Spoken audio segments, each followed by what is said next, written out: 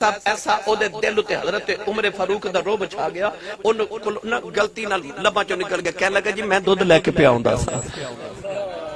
کی لے کے؟ میں دودھ لے کے آ رہا سا جی۔ حضرت عمر فاروق فرماندے نے دودھ کتھے؟ کہنے لگا جی آ بوتل وچ۔ فرمایا تے بوتل دی اتے ایک کپڑا کیوں لپیٹیا ہے؟ کہنے لگا جی دودھ گرم بڑا سی نا، تے بوتل پکڑی نہیں جا رہی، میں اس واسطے کپڑا لپیٹیا ہے۔ حضرت عمر فاروق نے فرمایا ذرا کپڑا اتار کے دکھا، او دا تے پتا پانی ہو گیا۔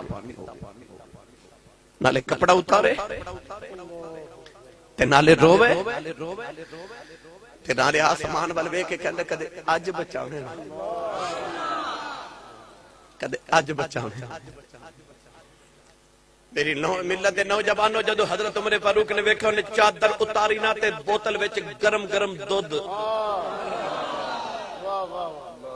حضرت عمر فاروق نے ایک باری بوتل تے ایک باری اودے چہرہ ویکھا تے بوتل بھی شراب دی وچ دودھ۔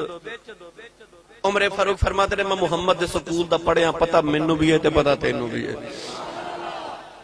پر مینوں سچی دس کیتا کیا۔ دی چیخ نکل گئی، رو کے کہنے لگا کچھ نہیں کیتا، دا ترلائی کیتا، میں کچھ نہیں کیتا، دا ترلائی کیتا۔ آج میں دی بارگاہ تے پکی توبہ کر لئی آئی۔